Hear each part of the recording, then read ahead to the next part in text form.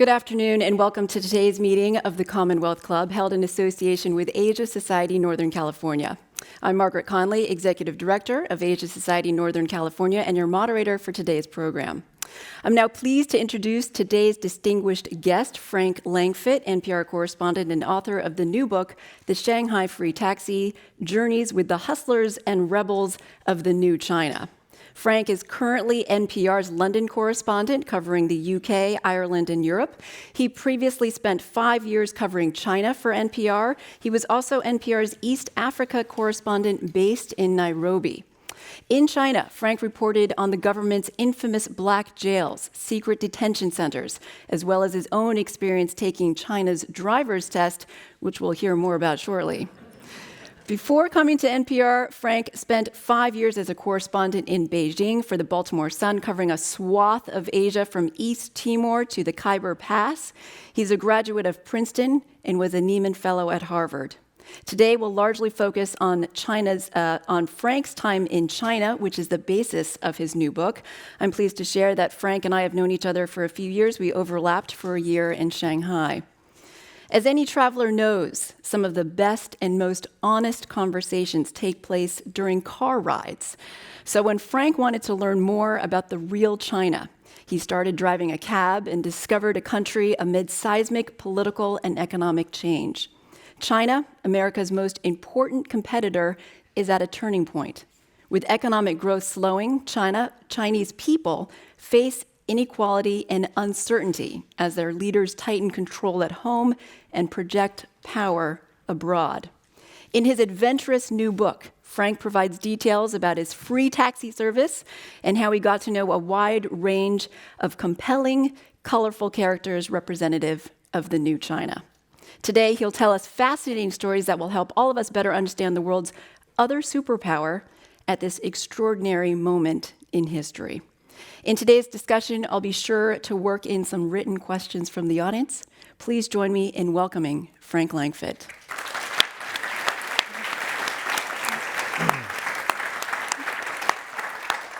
Well, thank you, Margaret, and thank you, George, and the Commonwealth Club and the Asia Society for having me here. It's a great opportunity to talk to people, especially in the Bay Area, where people have a great knowledge and great interest in China. And what I'd first like to do is talk a little bit about the China that I found when I returned after 2011. I had worked, as Margaret said, I worked there from 1997 to 2002, and that was a period of sort of enormous growth. And when I returned, I saw, as many of you probably have all visited China and seen this dramatic change. But you look at Shanghai back in 1990, that's what Pudong, what would become the financial district, looked like. By 2010, dramatic difference. And then by the time my family and I left in 2016, this is what it looked like. And these, just to put this in some perspective, those three buildings are taller than the Empire State Building. And I lived just a few blocks away from those. And the other thing that was going on when I first got there, I was very impressed with all the growth and how people were more liberal and more open, and it seemed like China would be changing.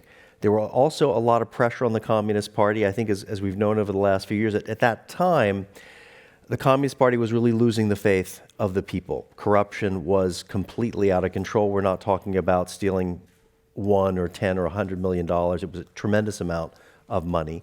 And the Communist Party, really, most people in the party saw it to a great extent as an opportunity to just become quite wealthy. And during that period, it was known as the lost decade, the time I was away, because the government didn't do much to actually address major problems. And so when I returned, it was clear that the country was at an inflection point. And the question was, as a foreign correspondent, was there some sort of new way that I could learn about the country and its direction from the ground up? And that's what I began thinking about. And tell us more about why you did it. I mean, you took the driver's test. I did. So I started off, I had to get a driver's test. I had to pass the driver's test. And I took it 3 times, and I failed. And it was really frustrating, too, because I would go in and I would study and study and study. And then Chinese people would go in and walk out and say, well, that's the easiest test I ever took. And it was pretty painful. And it was interesting, too, because there was a man who was the proctor. There was a lot of cheating on the test, and there was a man there to watch and proctor. And every time I would fail, I would take my head and I would bang it on the desk.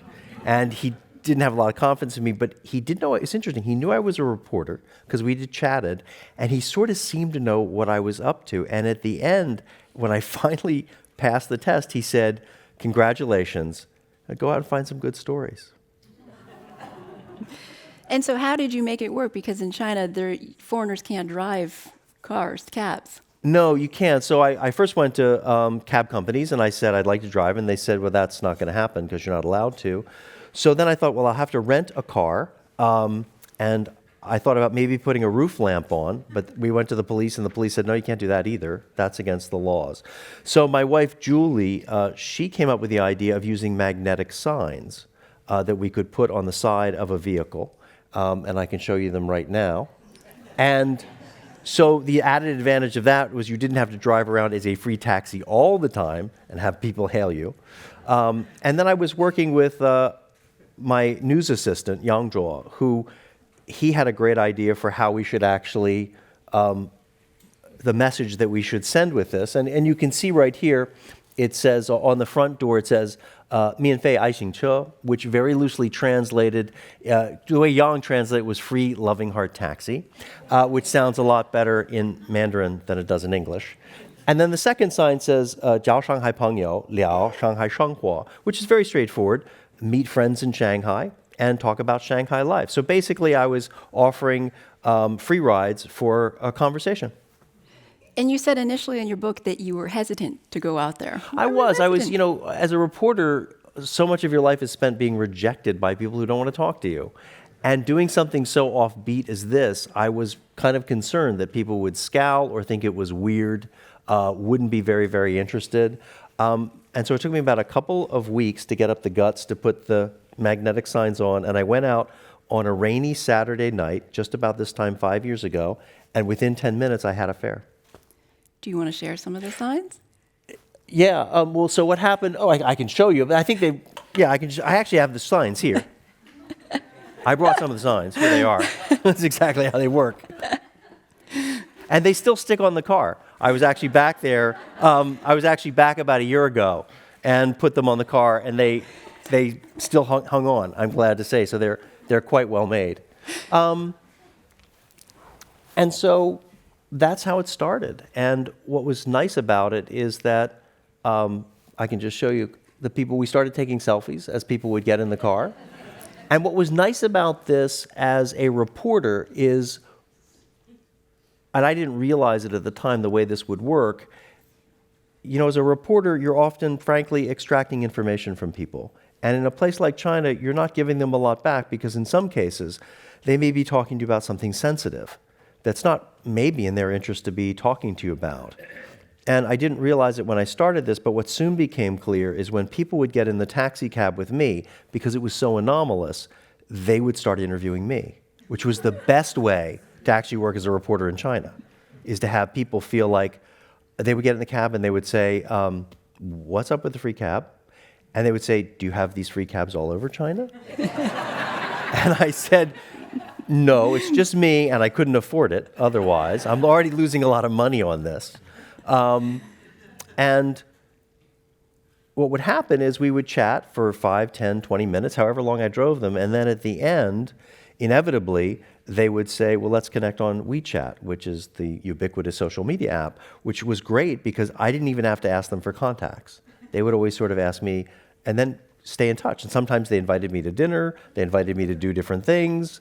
And it was a great way to just get to know people outside of the traditional sort of repertorial frame. And in the book, you use first names only, so some I of do. these characters. Can you explain Yeah. that a little bit? Well, I'm not sure if I'd done, when I first did this in 2014, the political environment in China was much looser. And certainly when I got back in 2011, dramatically so.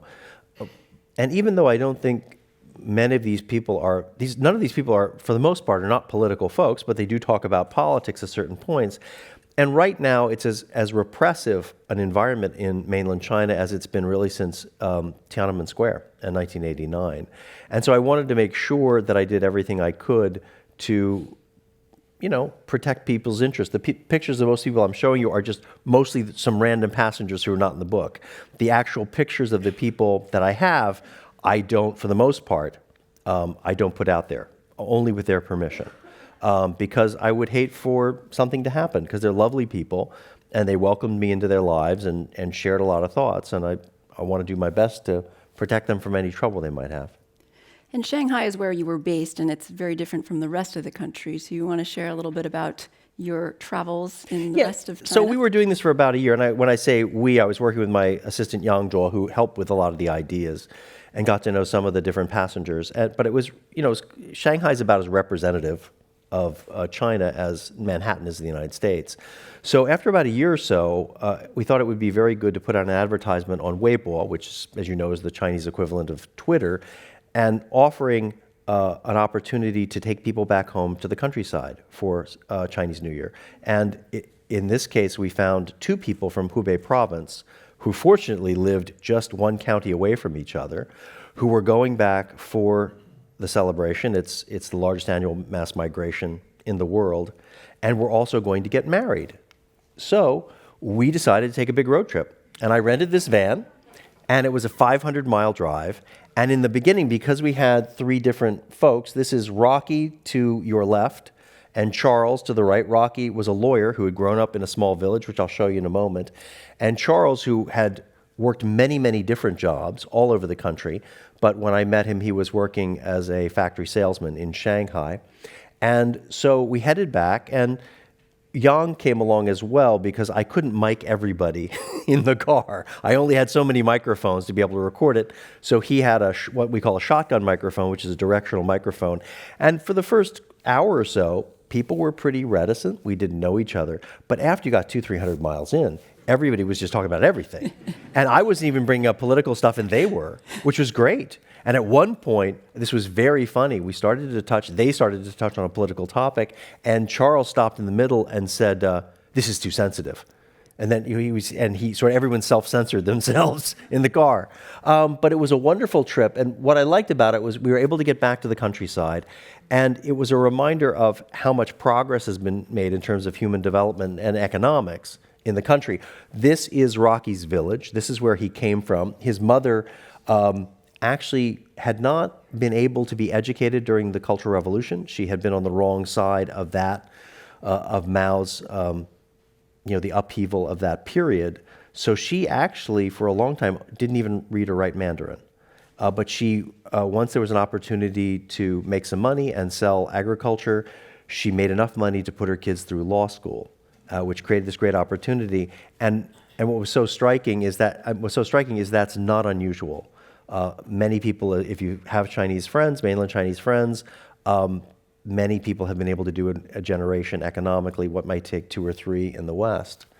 And one of the fun parts was actually serving as a wedding chauffeur, because both men were getting married to different women. And so my job with the van was actually to pick people up and drive them to the wedding. And this was when we pulled in, this was the van that met us. And here was the wedding procession into Rocky's village. And I just wrap up this part. What was so striking in getting to know people like Rocky was they had started off in an area like this. This is the view from his backyard, and ended up here in Shanghai Tower as an attorney, working in, when this was built, it was the second tallest building in the world.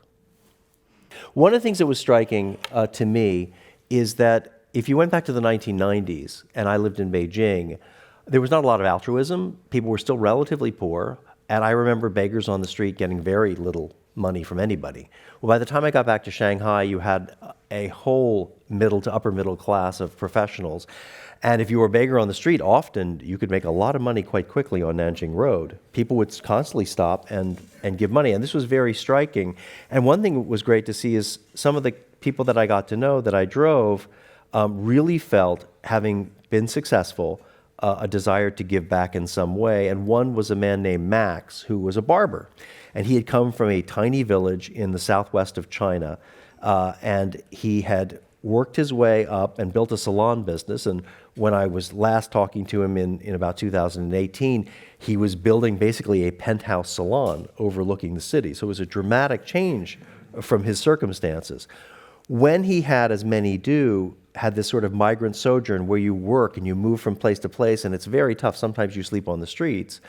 People had been quite kind to him. So now that he was successful, and because he missed his parents and felt he had sort of left them behind in the village, he decided to go around, and I used to drive him to do this, cutting the hair of elderly people, shut-ins. And this was his way of sort of doing penance, as he felt he was an unfilial son, but also as a way to give back. And I think when we look at some of there's a lot of tough things that happen on the streets of China. It's a very competitive place.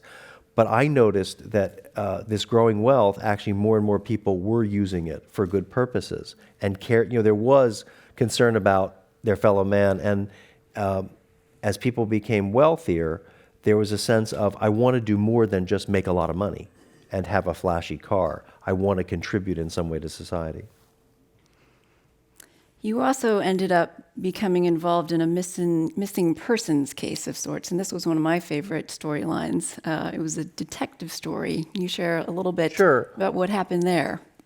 So this project, as I guess you can tell, I had no idea where it was going. I wasn't even sure in the beginning it was going to work at all. And what I did mostly is when I found a very interesting passenger, I would get to know them and I would just follow their story. And so after about a year or so, I got a message on LinkedIn one day from a Chinese-American woman in Michigan who was an NPR listener. And she had heard the stories of me driving Rocky and Charles back to the countryside. And she wrote and said, "My sister has gone missing in the mountains of southwest China. I know you can help me find her. Would you meet me and help me find her?" Now, most times as a journalist, when you get these messages, they do not check out. There's usually something strange about it. But she had a lot of police documents, and she sent them to me, and she also had communications with her sister just before she disappeared. So about a few weeks later, I met her in Yunnan province on the edge of the Golden Triangle, which is an area of heavy opium growing and also human trafficking. It's one of the dicier parts of the borderlands of China. And off we set off into the mountains, retracing the steps of her little sister. Now, what happened over time is the more we dug into the story, the more we met her husband, who she claimed she was running from and had beaten her, the more we met people who knew her, a clear picture emerged of who she really was. She had been a prostitute, which is fairly common for some women who come out of the provinces. The more competitive ones, like her sister, who's named Crystal, who had gone on to Michigan, she'd become a nurse, and then an IT specialist, had been quite successful. But if you're not as competitive, certainly under the market economic changes, prostitution really flourished and became, if you were a mistress, really a career with a contract.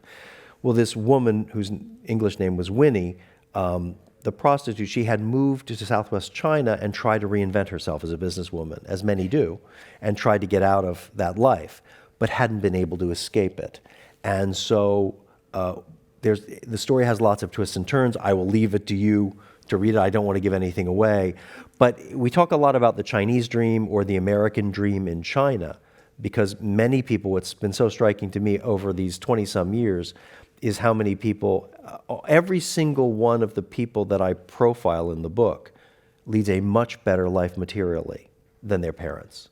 And that gives the Communist Party considerably residual support, but not everybody can live that way. And so people look for other paths to be successful. And the woman, Crystal, the sister who had called me and contacted me from Michigan, she was one person who had gotten out and had also been very successful. But her sister really was sort of the darker side of the Chinese dream. And as we delved deeper and deeper into the case, it became increasingly noirish. So what I found in my experience meeting all these people, there were a lot of positive stories, a lot of great success, but also some sad ones and difficult ones, particularly because under capitalism, under market economics, people had the chance to succeed, but also there was the chance really of failing, which back during the communist era, people generally lived a pretty similar life. You really do go through the good, the bad, and the ugly throughout this whole book. And I'd like to go into more of the themes and some of the characters a little bit more in depth. Starting with the optimism of Xi Jinping, because you were in China and Beijing in 1997 to 2002, and then you came back in 2011. That was right before Xi came into power. So what did you observe in terms of China changing and the mentality there? Well, I think that time, particularly from 2000 to 2010, was enormous growth and transformative. But I also think that there are a lot of particularly more sophisticated Chinese who over time would like a freer life, an ability to not have to use a virtual private network to be able to access sites. In terms of personal freedom, it's been transformative since 1989. Most Chinese have tremendous personal freedom, and there's a lot for them to be very happy about. But I think that people would like the rule of law. I mean, it's not surprising that expectations rise when you have an entire generation the lowest growth they've enjoyed is 6% GDP growth in a particular year. And I think that the party was facing pressure. How do you adapt to a changing society that is looking for more? And what we found is part of the answer now has been doubling down on authoritarianism. You talked about Fitzgerald's Great Gatsby character in the book, and the movie had come out at the same time, and you compared the character of Gatsby to Charles. Can you share a little bit more about the storyline of Charles? And then that's also the time you met Ashley. Yeah, and then I think, the movie at the same time. Yeah, I mean, Gatsby is, I think that when I got back there in 2011, and other people have noted this, it really felt like the Roaring '20s in the Gilded Age. I mean, so let me put this in some perspective, and many of you have probably lived in China and already know this, so I apologize if I'm just repeating the obvious. But in the 1990s, when I was there were as many bicycles on the street as cars in Beijing. I did not know the names of luxury cars in Chinese because there weren't many around. I drove a Volkswagen Santana, which I was very happy with. When I moved back in my compound in Lujiazui in the financial district, my Toyota Camry was the cheapest car in the garage by far. I would park it next to Lamborghinis, Rolls Royces, Maseratis, you name it. And a lot of that wealth had been hard-earned, but some of it hadn't. And a lot of people felt that in order to do well, at one point or another, you might have had to do some sort of deal or have access to real estate or whatever through your connections with the Communist Party. So there was also a fair bit of doubt around some of that wealth, which is very much the story of Gatsby. The thing that I also liked about the characters and where I thought that people like Charles fit in and also Max is just like Gatsby, they were from the provinces, they were poor, and they were trying to make their way in the big city. And it was very, very difficult. They were very honest people. But I think that sort of that American aspiration that you see in Gatsby is very much the kind of spirit that you see in a lot of Chinese who come out of the rural areas. There was a chapter called Morality is Relative, and that's when you talk about the social issues and China's interactions with strangers. And I just want to read a paragraph here because I think it was so beautifully written. And I really enjoyed your audiobook, by the way, hearing your voice through the whole thing. Thank you for doing that. But here's the paragraph, and it's when you were driving and you came up to an intersection and there were these pedestrians that didn't want to cross the street, and you were with this character named Fifi. They don't trust that you will stop for them, Fifi said. It only lasted a few seconds, but our wordless exchange was freighted with meaning. Two different cultures at very different stages of development, two different ways of measuring what we are and aren't to one another. Eventually, tentatively, the mother and son stepped into the side crosswalk and, never taking their eyes off mine, made their way safely to the other side. So traffic is a pretty good metaphor for power in China, and certainly in my experience, size dictated everything. And I used to try to walk through crosswalks, and you probably had the same experience, and cars would almost speed up I mean, you really have to dodge. It's very dangerous, and crosswalks are really just, for the most part, until recently, ornamentation. But as an American driver, I would stop. And so at that moment, what was great about that experience was the woman didn't trust me. I was like, why would he stop for me and my kid? And so there was this waiting to see, well, was this really true that someone would stop? I will say the thing that's fantastic as a journalist about China is it changes so quickly. So the last time, I mean, for 20 years, I've been very tentatively going through crosswalks or dashing through crosswalks in China.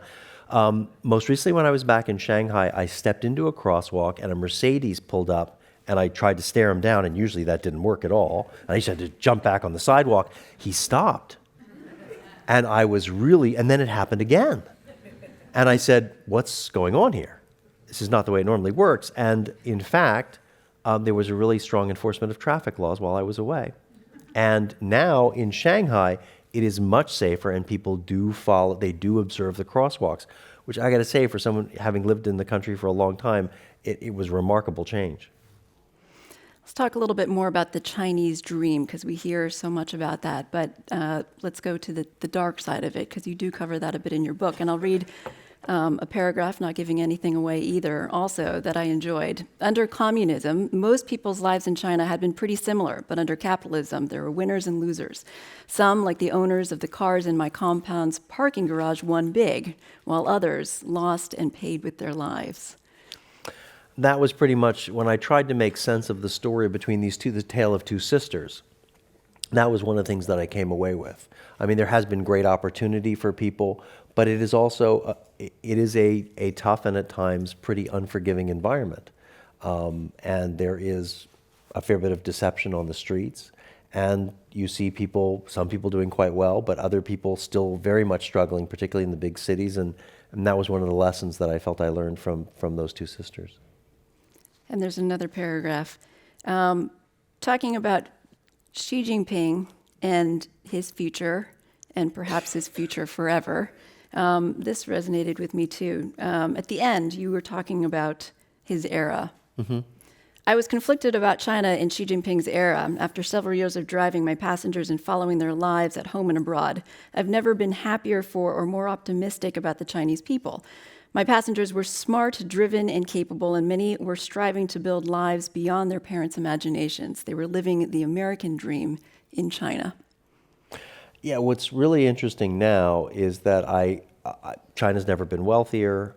Certainly my experience with a lot of Chinese people, never been more thoughtful and more sophisticated, and yet we're in a period now where it hasn't been this repressive in a very, very long time, and they're not unconnected. I think one of the great concerns, if you're an authoritarian country, is how you manage a population that has changed so quickly and has a lot of expectations. And I think now we're certainly seeing that in terms of surveillance, in terms of censorship. And I think for a lot of people who are most hopeful of China and hoping that economic engagement would make it at least more open over time, at least in the short run, and most recently have been disappointed. Talking about some of the U.S.-China headlines now, and Sure. There are lots of them. I know you said it's not a good idea to speculate, especially when it comes to China, but what should we be paying attention to in the headlines? I mean, then there's so many, so you can pick. Trade, business, technology. I think technology and clearly the race for the jobs of the future. So from a Chinese Communist Party perspective, they have a very hard record to live up to. I can't think of any government that has overseen this kind of growth in modern times anywhere. And they also know that just like Bill Clinton's 92 campaign, it's the economy, stupid. Everybody all my friends, all the passengers, for the most part, are happy to continue or are willing to continue to operate under this system as long as things get better economically, or at least they're stable. And so the Communist Party is under a lot of pressure to continue to deliver. And that's why we saw Made in China 2025. That's why we've seen a lot of effort on AI and on building these tech companies like Huawei that are really first class. Because long ago, when I started first covering China, I spent a lot of time, China was the factory of the world.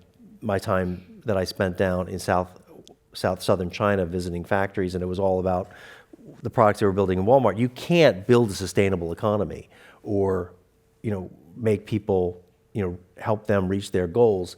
You got to go far beyond that. And so that's, I think, a genuine competition between the United States and China is who's going to have these high-paying, value-added jobs. Back to Huawei, do you think countries are going to have to choose eventually between U.S. and China technology? They don't want to, but that seems to be the situation at the moment. And a great example would be the United Kingdom, where I work right now. Prime Minister Theresa May defied members of her cabinet to say that Huawei would be able to at least work on parts of the 5G network. The pushback from Mike Pompeo was very direct. And now we have prime minister candidates to replace Theresa May who have already said that they're not going to let this happen. They've hinted very strongly that they will actually keep Huawei at arm's length on this. So yes, I think there are a lot of countries feel that they're going to be caught between China and the United States, and it's a very uncomfortable place to be. The fact of the matter is the Chinese economy will surpass the American economy at some point, but it's a dilemma for countries because the other thing is they may feel, in terms of values and political systems, a lot closer to the United States, but think that maybe their future lies with China. And particularly for the UK, with Brexit coming along, they need as many friends as they can get because they're going to take a hit one way or the other with Brexit. And so you have a traditional ally like this feeling very conflicted. I'll read a quote from James McGregor in this book, since we have a lot of business people in the room. Foreign business used to be China's best friend. In private, it's universally negative. Under recent policies, the government has been completely screw you. A win-win means China wins twice. So one of the most remarkable things to me, and I would love to hear from people here who followed this, is that, and I don't know what the strategy was, but in recent years, Xi Jinping has managed to alienate almost every possible support group in the United States. This, to me, is a colossal foreign policy failure, and I don't understand why he did this. In the 90s, American businesses loved China. They were able to export jobs overseas, get much lower labor costs, fabulous workers, and to boost stock price and all of that. It worked out very well. And the Chinese government treated them often very well, even with the loss of IPR through theft from partners and to some degree later on, cyber theft. But particularly with the sort of the political crackdowns at home, the censorship, American business really turning on the party and being very dissatisfied with this. And then most recently, what's happened in Xinjiang, which is astonishing. At least 1 million people, by estimates, perhaps maybe more, in detention camps. The Chinese government is not paying a diplomatic price for this. It gets criticized. But that's particularly for people who've been, very excited about all the progress of China, and I count myself in that. The human development, what's happened in terms of human development in China has been fantastic, as you can see from the various people that I got to know. But I think that that's been extraordinary, and I've noticed in my conversations with people in the State Department, in American business over the last year or so, and these are people I've been talking to for 20 years, I've never heard it, as Jim was saying, quite so negative. What about the protests in Hong Kong? Well, that's been remarkable, and that actually comes back a little bit to the Communist Party that has been very shrewd in many ways and managed the economy very well. I think the censorship of the internet has been brilliant by the Communist Party. I don't like it. I'm against it, but boy, they have disproved when Bill Clinton said stopping, basically censoring the internet was going to be like nailing Jell-O to the wall. Well, the Communist Party has done it extremely effectively, and they proved him wrong and most of us wrong. What's been remarkable in Hong Kong, and I covered the 97, as Margaret was mentioning, I covered the 97 protests, the handover, and then the 2014 democracy protests, is that if you went back to when Margaret lived in Hong Kong, and she's lived there twice, most people would have seen Hong Kong and said, people in Hong Kong, they don't care about politics. They just want to make money. You now have a generation in their 20s that are fierce Democrats. they are politically extraordinarily conscious, even more so this generation than the one that I covered in 2014. And what I find remarkable there is the party has had 22 years to win people over in Hong Kong. The Chinese mainland is vastly larger. The future of Hong Kong, in terms of economics, the future of Hong Kong is dependent on the mainland. And yet what you see is this extradition law, which many young people there saw as an existential threat, the fear that people would be extradited to China and would face Chinese political laws in courts that they don't think are fair and are not generally. There's a heavy, heavy conviction rate there. And they came out in numbers perhaps that we've never seen before in Hong Kong. And right now, the Hong Kong government has had to back down.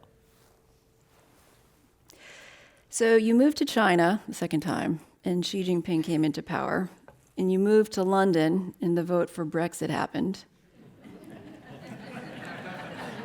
Where are you going next so we can be prepared? Yeah.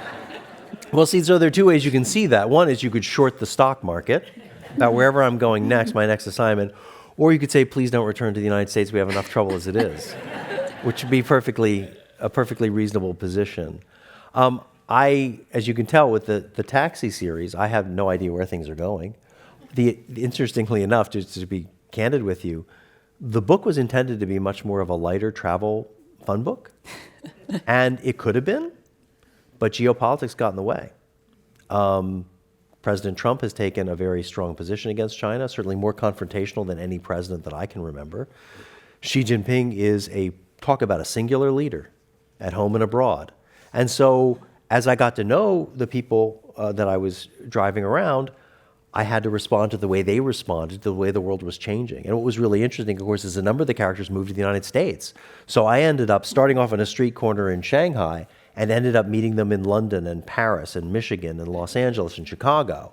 And so it ended up being sort of a global story, even though the whole idea was really just to write about Shanghai, which I kind of failed at. It ended up being a much broader story. I don't know where's next. I've got 3 more years, I think, in the United Kingdom. And maybe in 2050, the UK will leave the European Union. We'll just have to see how that goes. I know it's funny, I talk to the hosts on the shows at Morning Edition, All Things Considered, and I can more than detect in their voice that they're a bit tired of the story. and I keep having to say to them, no, this is really important and it's about much bigger issues. But I do want to see it through. I find Brexit fascinating. I find the identity politics in the United States and the identity politics of Brexit very close. I spent a lot of time as a political reporter in England, and I hear the same things in England, just with a different accent than you will hear in the Midwest and in parts of the South. That's not something. I have been on a treadmill covering the story because it is newsy and important. I'm looking forward to having a lot more time to hang out in communities in the Midlands and in the north of England, and draw these parallels, because it's very clear that we're in a sort of a remarkable moment in the West, whether you look at what's happening in Hungary and Italy and Austria, and I want to make more sense of that as an American reporter in the UK. Well, adding on to that, the perceptions of the U.S. from abroad, because you are asked a lot about American politics and what's happening here, and how do you respond to those questions? That's hard. Our studio's in the BBC, so we have NPR is a very nice studio in the BBC, and I often have to come down.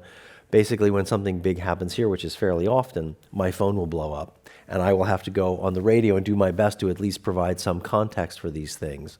I think on the continent in particular, but also in Britain less so, because they have their own turmoil, I think there's a great question is what direction the United States is going.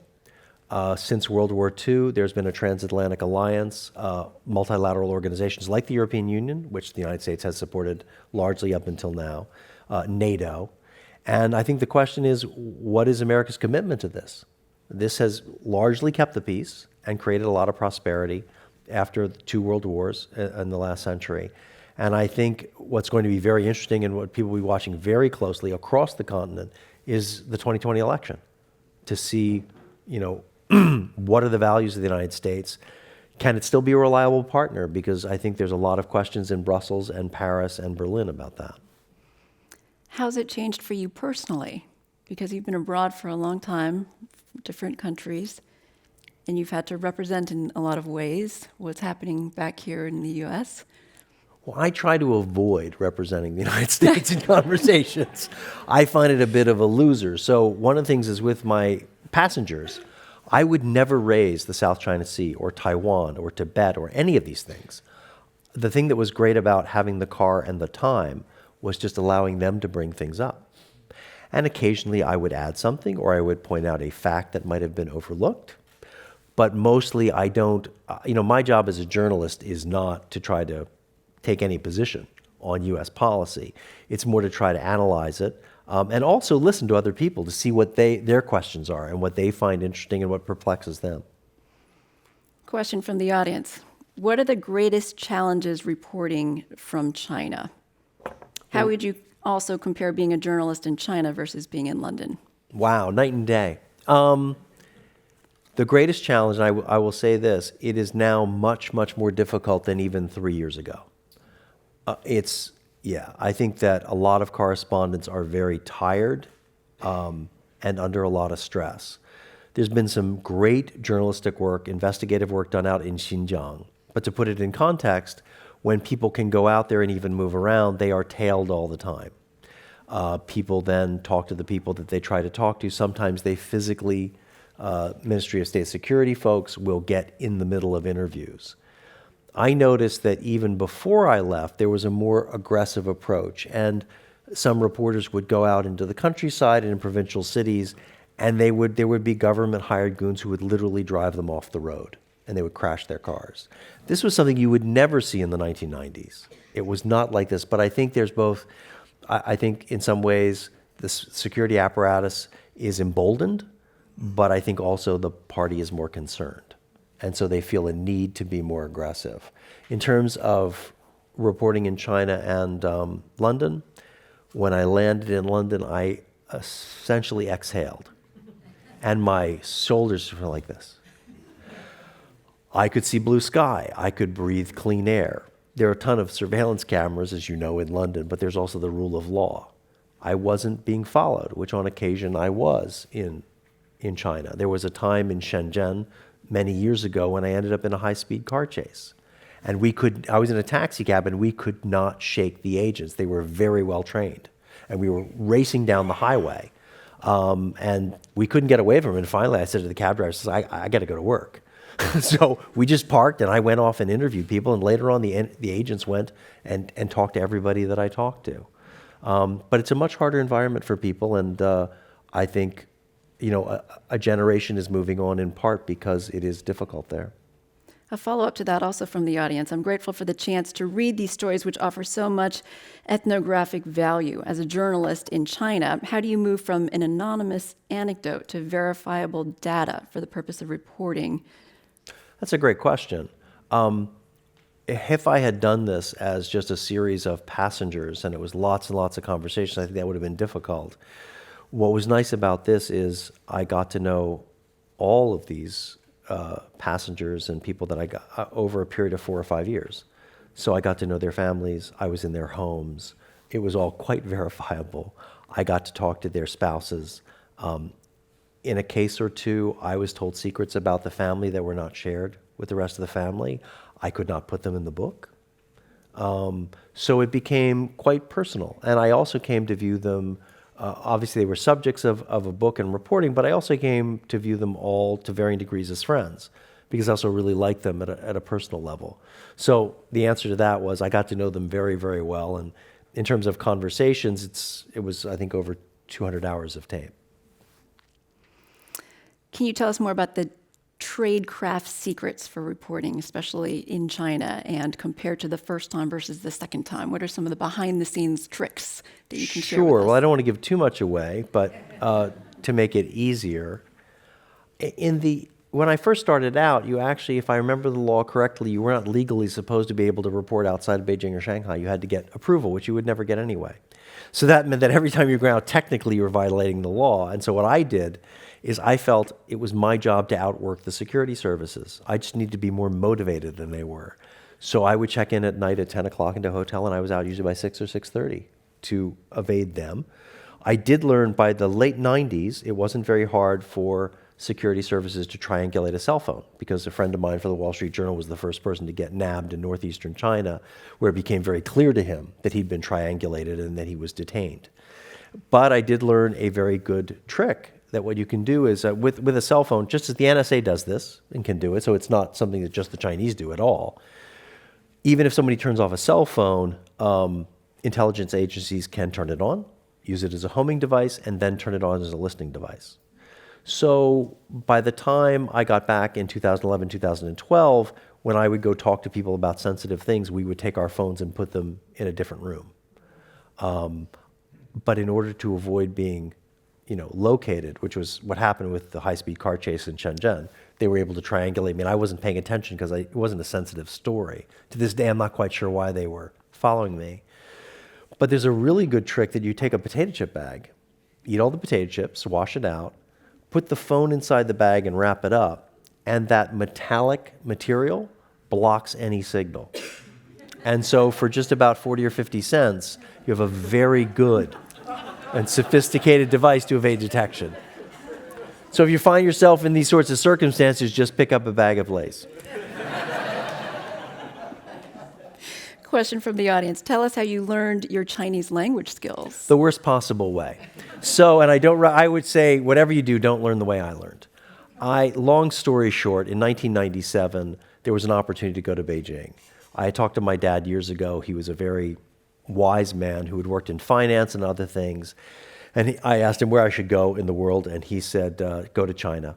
This was 92, 93. He said, it will eventually be the largest economy in the world. Look at the foreign currency reserves. This is the place to go where history will be made. In the meantime, I did not learn Chinese. When the job became open, I decided to throw my hat in the ring, not thinking I would get the job, but I did. So I studied as much as I could before the Hong Kong handover, landed in Beijing, and I learned a lot by studying part-time and actually talking to Beijing cab drivers. And the great thing about Beijing cab drivers is they repeat your question to them correctly. So you ask a question, this is a rhetorical flourish of the Beijing cabbie, and then they say it back to you and you go, that's how I should have said it. And that's a lot of the way that I learned, was just by talking to cabbies all the time in Beijing. Another question from the audience. Do you have a favorite story? That's a really good question. There are a lot of stories from China. I don't know that there's one necessarily favorite one. Let's come back to that. Maybe something will come to me. Okay. How have you been able to do this? Nairobi, London, China twice, with 2 kids, your wife, writing a book, doing a book tour. My first answer, I think the easiest answer to that is marry the right person. And I'm not being facetious. My wife, Julie, is a veterinarian. She is very adventurous. She's a risk taker, but she's a sensible risk taker. And to go back to 1997, suddenly I was at the Baltimore Sun. Suddenly a job came open in China. And I came home, we had dinner that night, and sort of towards the end of dinner, I just sort of rolled across the table. I said, Beijing Bureau's open. And my wife said, China. I go to China. I said, really? So, and it's going to reveal how unsophisticated I was. We opened up the atlas. And the first thing we said was, Thailand is very close. That would be great for vacations. And so we honestly thought nobody in their right mind was going to give me the job because I had no background on it. But it so happened that while I was completely unqualified for the job, not completely, but mostly unqualified for the job, everybody else who applied was even less qualified. So I got the job by default. And I was shocked. And I thought, oh my God, I got to take the job. How am I going to do this? I was absolutely terrified. Because when you land, to land in a country where you can't even read the street signs. But Julie is a very adventurous sort. And at the time we talked to people and they said China at that time was and it's absolutely true, it was the Wild East and it was a can-do country. So my wife arrives not knowing if she'll be able to work a day in China. It turned out in Beijing, it was a city of 12 million at that time, there was one full-time Western-trained veterinarian in the city, and that was my wife. And so her risk-taking was rewarded many times over. The ambassador was a former Tennessee senator named Jim Sasser. Jim had a diabetic terrier named Jackson. I think you can see where this is leading. Jim said to Julie, if you can keep Jackson alive and get him back to Tennessee, you can have a clinic inside my residence. So my wife had a clinic inside the ambassador's residence. It was guarded by Marines. She had de facto diplomatic immunity, even though, frankly, she was working illegally for years. Then after a couple of years, the Beijing government decided they were going to build a national aquarium. Nobody in Beijing knew anything about dolphins and whales, let alone sea lions. But my wife had done an externship on marine mammals. So she became the marine mammal vet at the Beijing Aquarium. And so it was just one thing after the other, and then she got her MBA there as well. So I think that if you go, I mean, it's true of all these places, but particularly China and that era, you just had to go in not knowing what was going to happen and kind of wheel and deal and find ways of making things work. I'll ask you about your kids, if you don't mind, next, because they lived in a whole bunch of places, and I'd love to see their reaction to it. But I have a message for you from Rob Schmitz, who is the current NPR correspondent in Shanghai. Dear Frank, you did it. You took the craziest idea for a book and you made it work in splendid fashion. I have to admit, I was a little worried when you embarked on this journey. I thought to myself, what if in the process of giving someone a ride while recording their stories with a microphone, Frank accidentally veers into oncoming traffic, or, to put it more realistically, in China terms, traffic intentionally veers into him. Did he have collision insurance? And he went on to say some other things, which I'll share with you later. Anyway, I'm glad nothing horrible happened. On the other hand, it would have made a hell of a final chapter. I'm glad. I did have 2 accidents. Oh, we need to hear those. Yeah, no, I don't want to talk about them, but I did. I'm glad you emerged unscathed, Frank, and you've written an excellent book. I will miss you and your family. Hopefully we'll see more of each other now that I'm heading to Berlin. From your old haunts in Shanghai, congratulations, Peng Yo. That's lovely from Rob. I want to give him a shout out too. He did a book a few years ago that was really tremendous, in which he took a street in Shanghai and he became a fixture on that street for a series of 2 or 3 years. And I highly, highly recommend it. It's called The Street of Eternal Happiness. And he's a fly on the wall in ways that honestly I wasn't able to in the way that he did. There are scenes there in which very personal and intimate scenes between couples where you can't believe Rob's in the room. But he is. And he just was such a fixture that he was able to really get into the lives of people. And just on that street to tell remarkable stories. And he dug very deep. So I highly recommend that book as well. So what was the question? Well, you don't I've lost my way. Do you want to talk about the accidents? And Sure. then I want to So hear I about was your losing kids. my edge towards the end, I think, frankly. It was good that I got out when I did. It was very tiring work. I was a bit distracted, and it's a hard place to drive. And I was so happy that for so many, I'd driven in China my whole time. I mean, 5 years in Beijing, I drove, not a single accident. But towards the end, I had a couple of small accidents, and I hit people, and it was definitely my fault. And then I would have to go. The worst part that was going back to the same garage, like 4 weeks later, and the mechanics would, the repairman would go, "Really? Didn't we just fixed this 4 weeks ago?"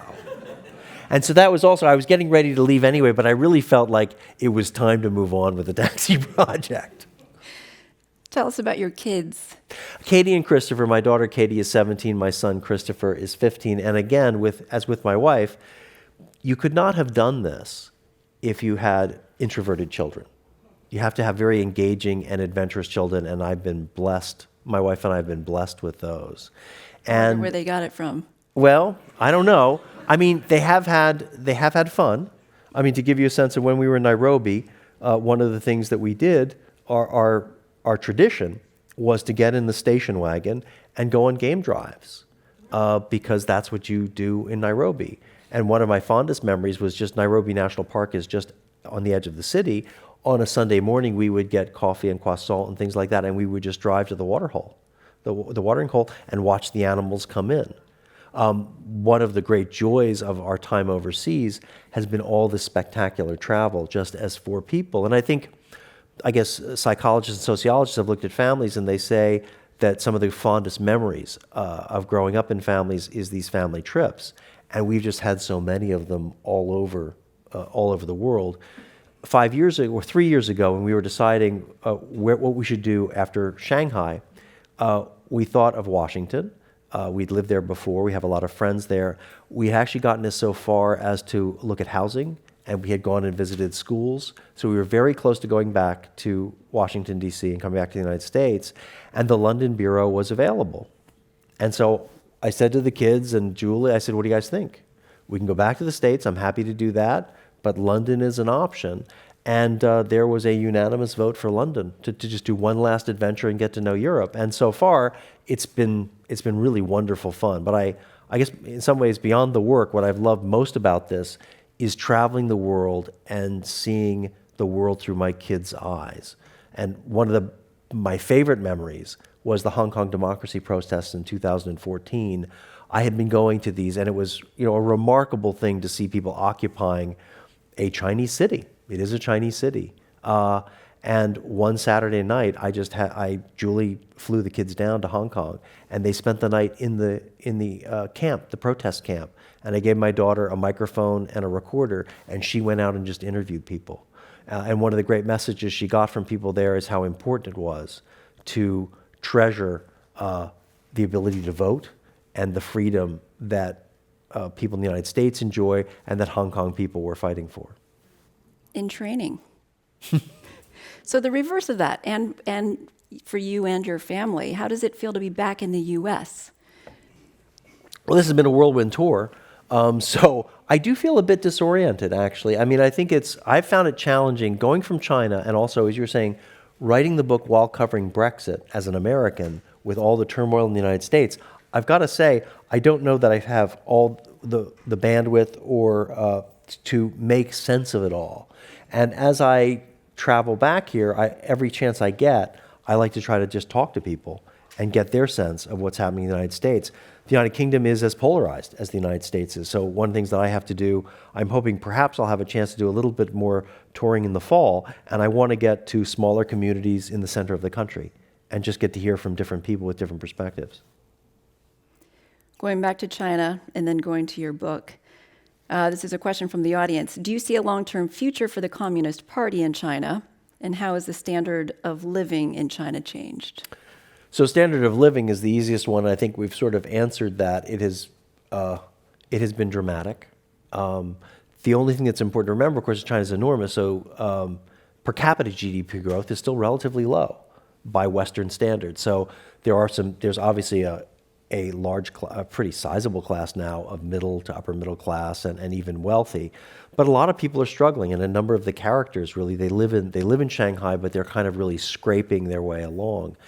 Long-term future of the Communist Party, I think that they are in good shape for quite some time. What I don't understand is what is the long-term blueprint for something sustainable? How do you manage to maintain power and still, adapt to the way the population has changed?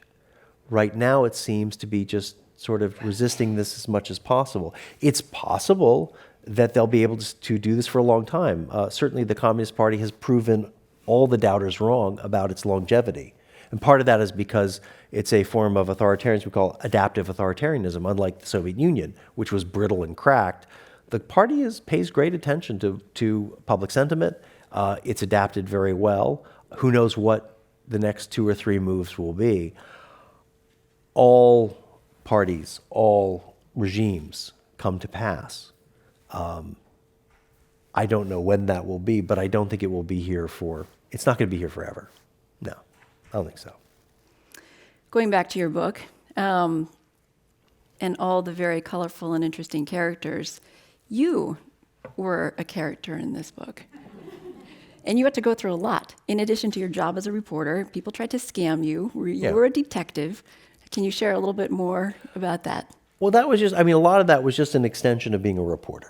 It was just asking lots of questions, and I prefer this kind of reporting than sort of the daily reporting that I have to do, because this really gave me a chance to get to know people and know them well. It's interesting in writing the book, and I don't know how people will interpret it, I found that the people that the passengers, the people in the book, I felt were so strong.